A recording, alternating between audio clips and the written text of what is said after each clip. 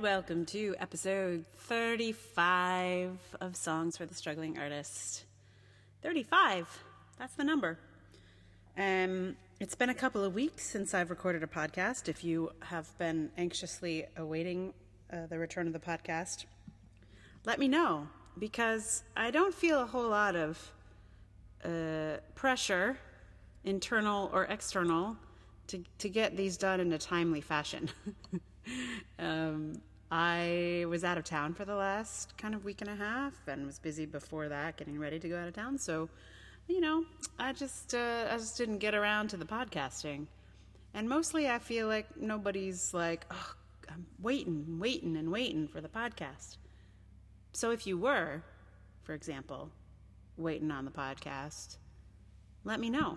And that will encourage me to be a little bit more podcasty, even when it's inconvenient.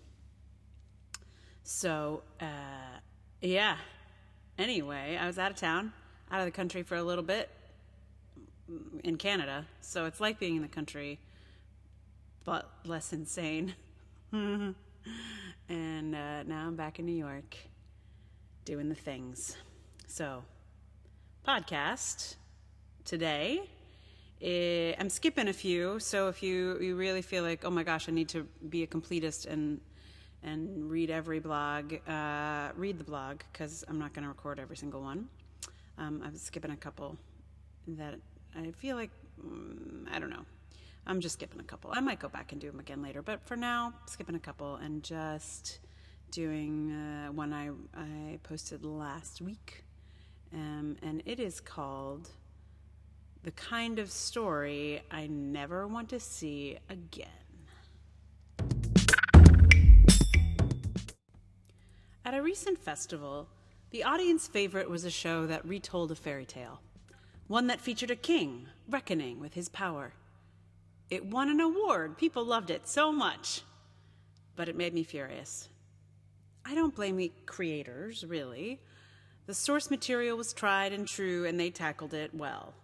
The aesthetics and storytelling were expertly executed.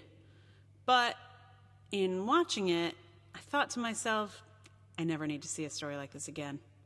In fact, maybe I should make a list of stories I don't need to see anymore. In this case, a show about the difficulties of being a young white male king just don't resonate with me. I have seen a lot of these in my life. Maybe because I spend a lot of time in the trenches of Shakespeare, I feel like I've heard this story just about as thoroughly as I'd ever hoped to, and with much more scintillating language. And who knows, one day I might want to see a story like this again. However, meanwhile, I never want to see another story about how a young man should assume authority. Young men know how to do this. They got it. There are tons of models. If you want to show me a story about how a young woman assumes authority, I'm all about that. Extra points if she's a woman of color. But I don't need any more authoritarian stories, please. I think, too, this particular show triggered my fury because it did a lot of things at the beginning that made me think something else entirely was going to happen. I thought we were going to go in and subvert authority.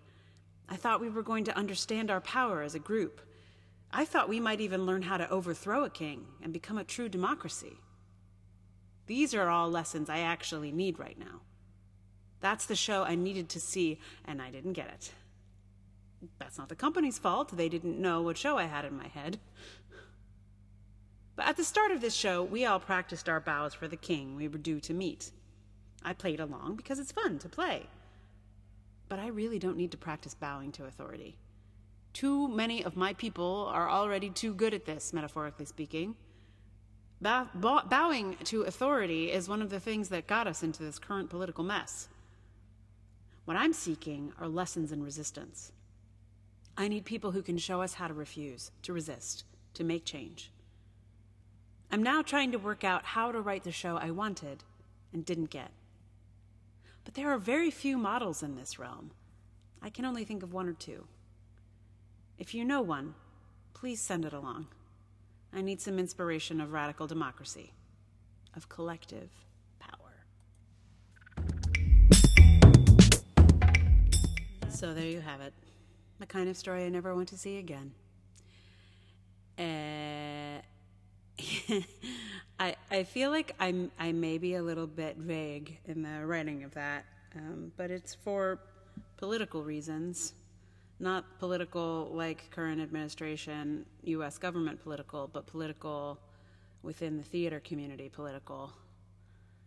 It's hard to write a post about a work of art that makes you mad when you're an artist, and if you make someone mad because you got mad, then you might make someone mad who was going to give you a job but then isn't going to. Anyway, it's a very oddly precarious position sometimes, making art, and weirdly political in a kind of just in a like, oh, we're all supporting each other all the time way, which is good. I think that's particularly in the theater that we have an impulse to look out for one another, but sometimes that looking out for one another ends up meaning that we all kind of just go like, oh yeah, no, it was great, and put up with crappy art.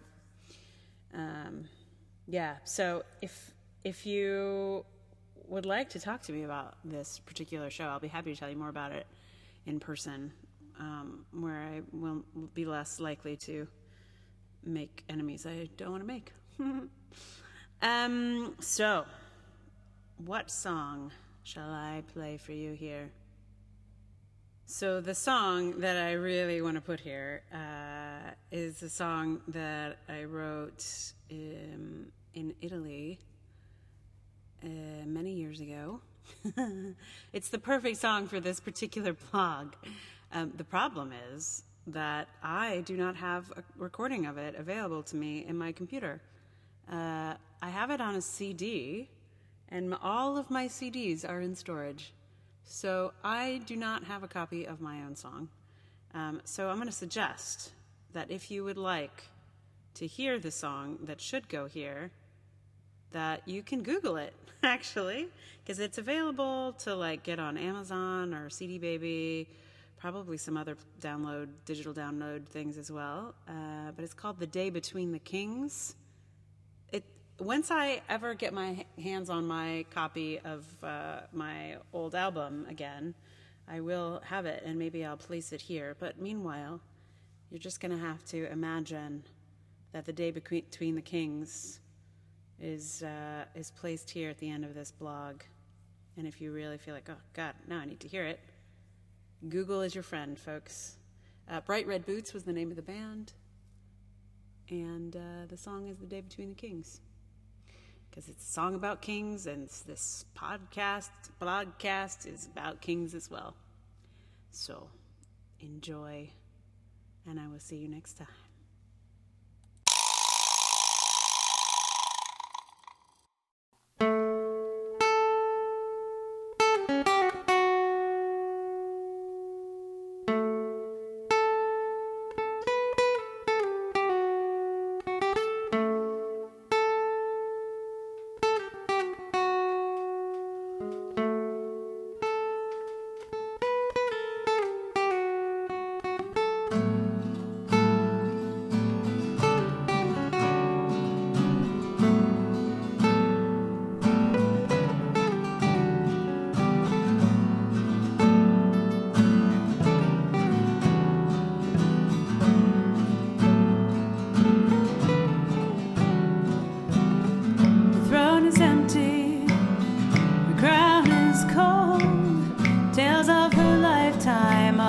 Sold in gold. She walked down these halls and built these walls. She could make the day begin,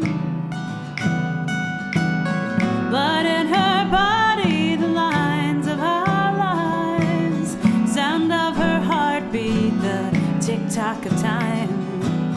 Her heart is buried here under mine.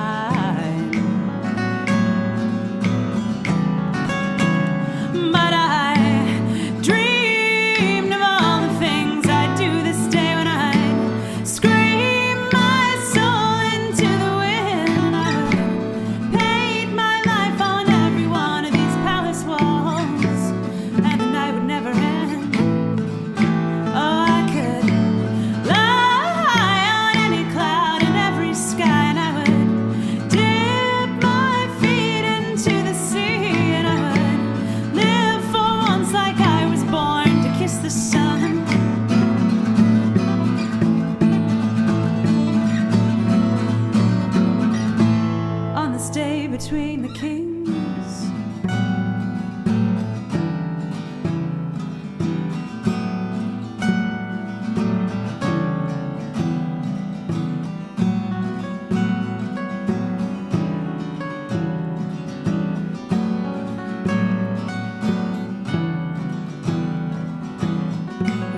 face of melted wax, her hands of gold, the scented velvet gown to mask the mold.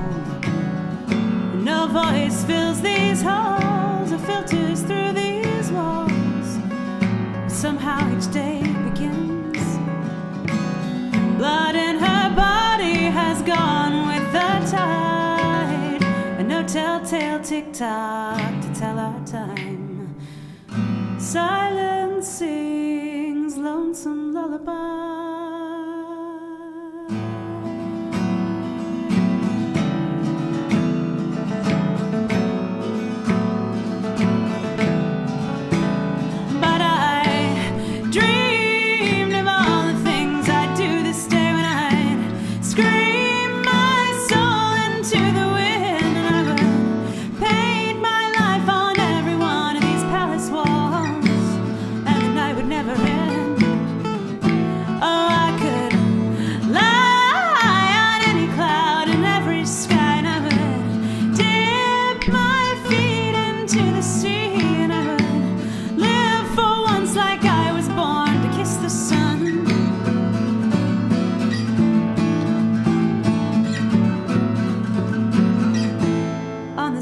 Between the kings,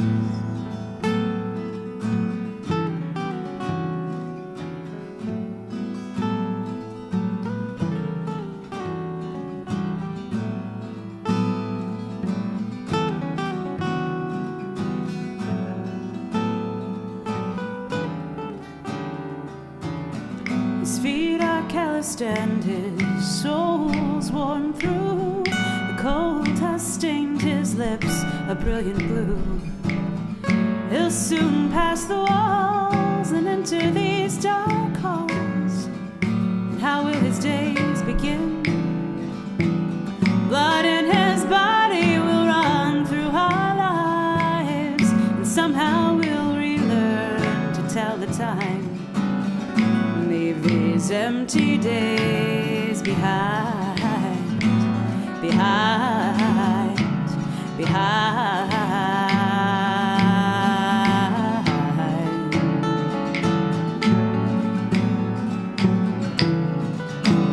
But I dreamed of all the things I'd do this day, when I'd scream my soul into the wind, and I would paint my life on every one of these palace walls, and the night would never end. Oh, I could lie on any cloud in every sky, and I would dip my feet into the sea, and I would live for once like I was born to kiss the sun.